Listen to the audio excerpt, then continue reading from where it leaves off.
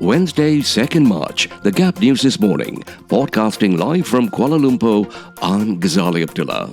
Good morning. First, the headlines. Malaysian government instructed by a French arbitration court to pay at least 62.59 billion ringgit or US $14.92 billion to the descendants of the last Sulu sultan. Government has no plans to abolish tolls, too expensive, says Fadillah. TNB proposes special tariff for Bitcoin miners.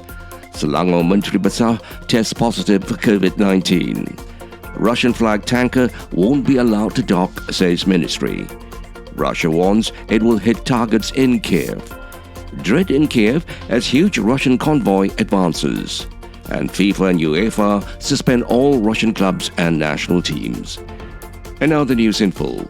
News about the Malaysian government being instructed by a French arbitration court to pay at least 62.59 billion ringgit or US $14.92 billion to the descendants of the last Sulu sultan has created a buzz on social media.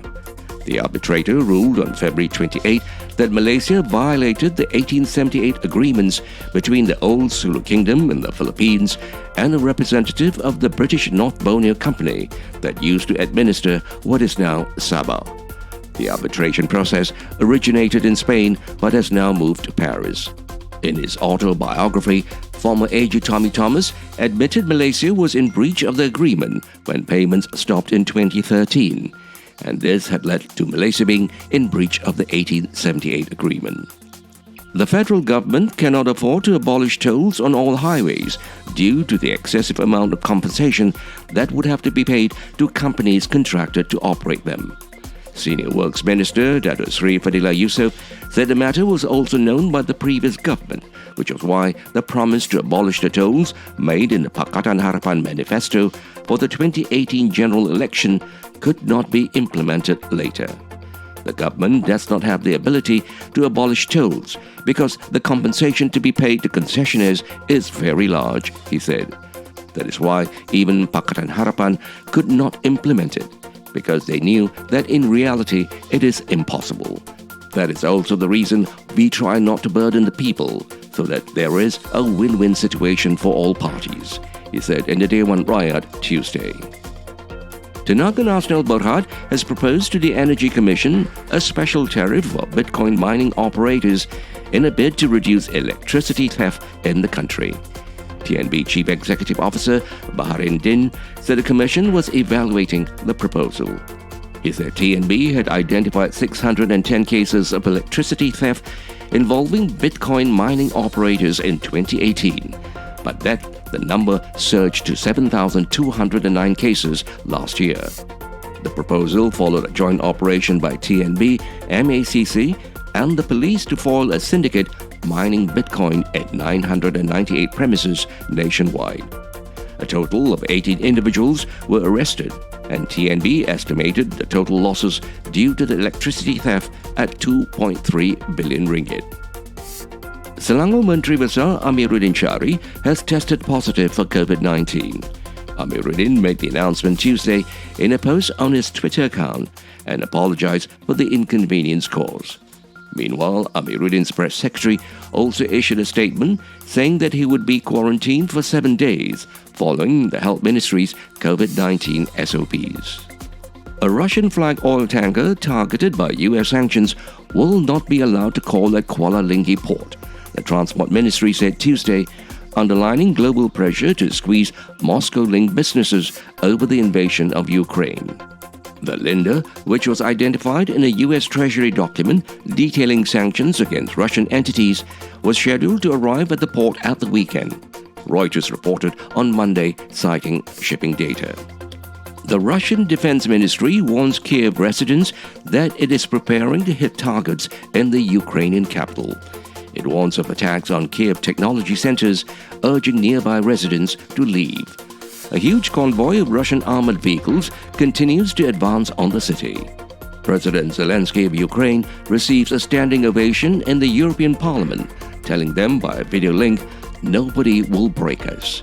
He urges MPs to let Ukraine into the European Union and to prove that they stand with his country.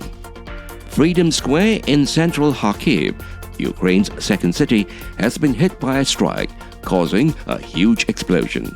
At least 10 civilians were killed, authorities say. UK Prime Minister Boris Johnson accuses Russia of barbaric and indiscriminate attacks. That's a biting cold in Ukraine's capital. The first day of March swept in with an icy blast of wind and snow. The sixth day of Russia's invasion unfolds with an annoying sense of foreboding.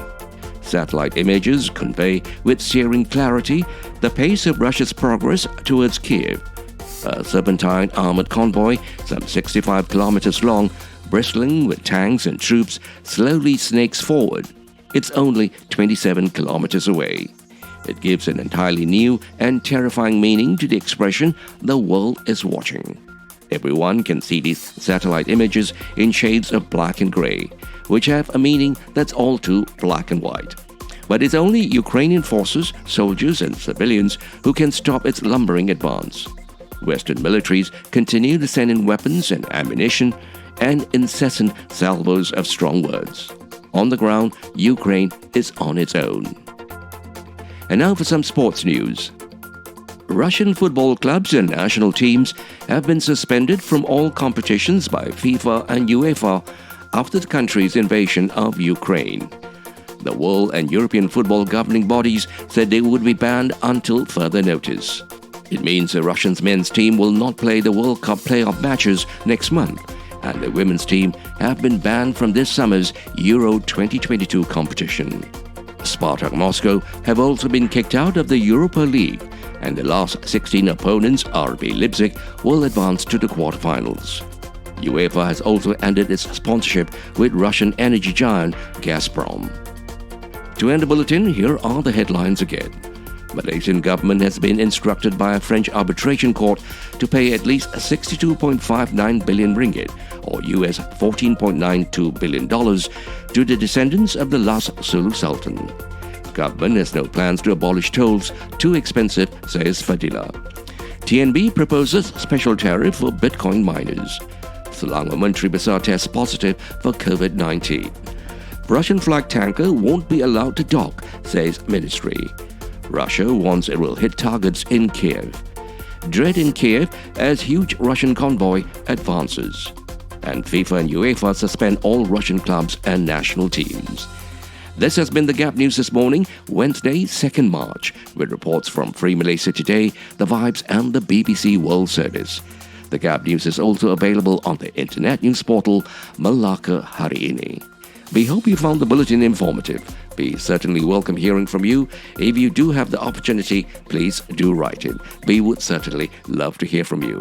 Podcasting live from Kuala Lumpur, I'm Ghazali Abdullah.